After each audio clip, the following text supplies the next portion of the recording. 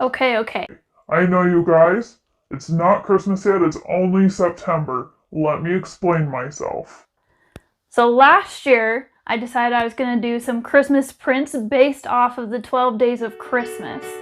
You know the song, 12 drummers drumming, da da da da da, all the way down to a partridge in a pear tree, right? Well, I decided to do one of these prints each year, and last year, when I started doing these prints, I didn't realize how long it was going to take me to do this, because my goal was to do 100 prints so I could have an edition of 50. 50 like official prints to be able to give out to people and to sell. So this year, I decided to start it earlier because I've had some stuff going on with my health, so I've been trying to give myself plenty of time. Of course, as you know, this is coming out in September, and I was really proud of myself for accomplishing getting them all done in a timely fashion. So before you judge me, let me show you what all goes into the making of these Christmas prints. So let's get started.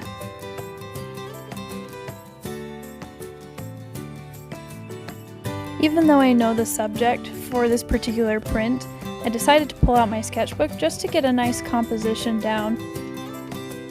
I decided I liked this last one best, so that's the one I'm going to put into my iPad on Procreate. Procreate is a great tool that helps me be able to see this print, what it's going to look like with two different colors, because as you're carving these prints, it actually carves away the negative space. And so it helps to think of these things in two different colors. And then since I'm doing metallic on top of these Christmas prints, I add a third color on top of that. At this point, I do an outline of my print, and then I print it out and I size it so that I can then transfer it onto my linoleum block, which I will then carve out. To transfer the image, I just scribbled graphite on the back of my piece of paper and then traced over it with pen, which transferred the image onto the linoleum block, which I'll then be able to start carving out. This is a 2-block print, so I have a blank block to print out the green, and then on this one that I'm carving, we'll of course have the turtle doves in the cream color. The linoleum blocks that I'm using came from Dick Blick online. I don't remember the cost of them, I've had them for a few years. And then this carving tool that I have is by Speedball. That's a pretty generic one that keeps all the pointy tools in the end of the handle.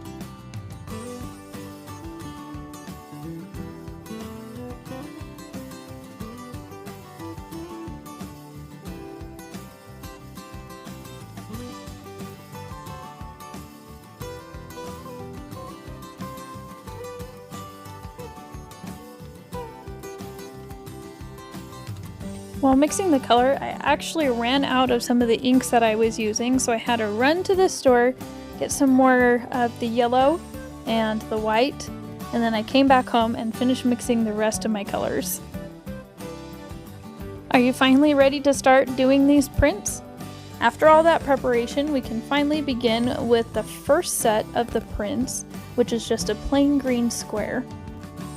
I recommend starting with some test prints to begin with, ones that aren't going to be considered one of the test prints or a part of the edition, just because the first couple times you pull these off of the block, they usually don't show up very well, especially when you're looking for a nice, even coating of the pigment. You can actually sell your test prints. They're usually just sold at a discounted price, because they're not perfect with the additions. There's a long way to go, so let's speed things up.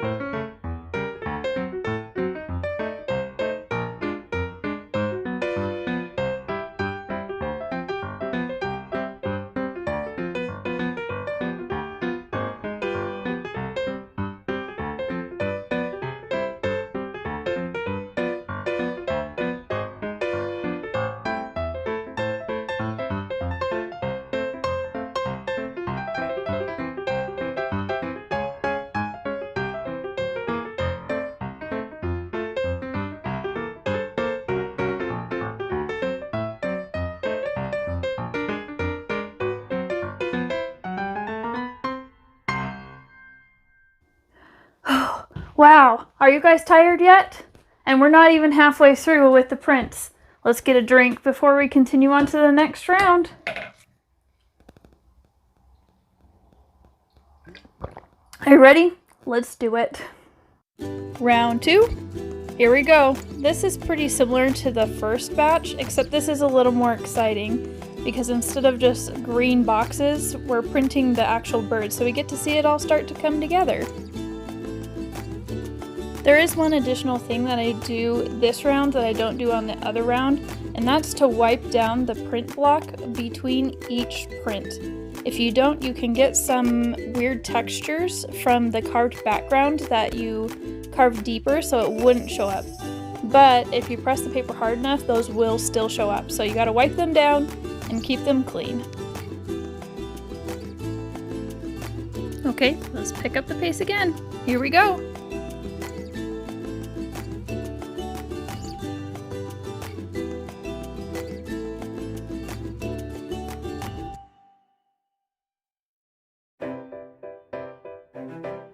I was really trying to get these done quickly because I knew I had a surgery coming up. As I've said in a previous video, I had broken my leg and I had to get surgery on it to fix it the first time, and they're taking out a screw. And I don't know how long I'm going to be out or how long it's going to affect me. Last surgery, I was out for about a month and a half, and so I wanted to make sure to get these done quickly because I've been trying to post consistently and put out content for you guys, and I'm doing my best. But I really did enjoy doing these prints. They were a joy and it definitely helped to distract me.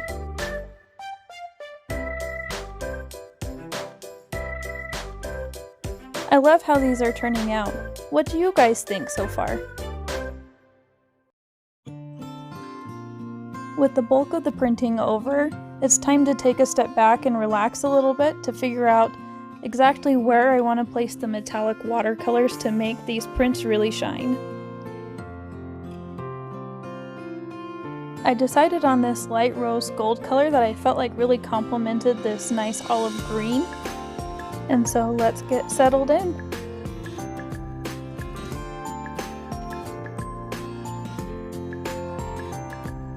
This part was actually the most time consuming. Painting each of the feathers on the one bird and then just the other spots that I picked.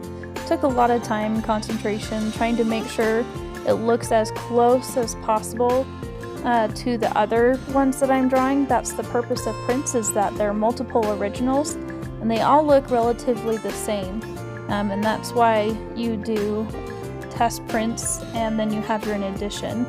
So here I'm just looking over them, and that's what I'm checking for, is to make sure that they're aligned correctly, there's no lines going across the middle of it, and that the edges are clean.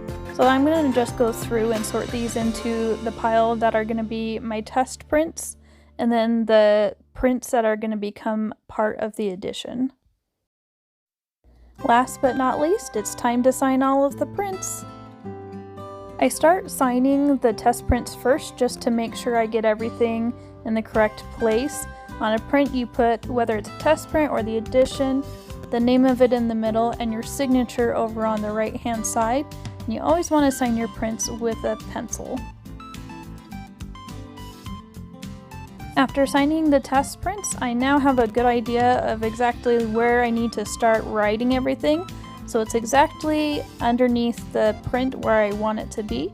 So now I'm going to go in and sign the editions. The edition number goes on the left, again the title in the middle, and then your signature on the right.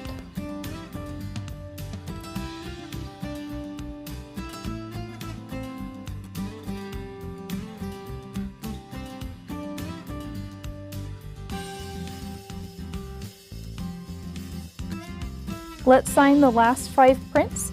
Thanks for coming along on this journey. I know it was a long one, and prints take a lot of preparation, but I love the way prints look.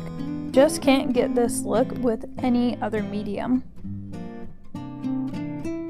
If you haven't already, please like and subscribe and hit that notification bell so you don't miss out on any future videos. And new this video, I started up my own Patreon. The link will be in the description below. Also, let me know down in the comments what you would like to see me work on next. I hope you all have a wonderful day. Thanks for watching. Bye!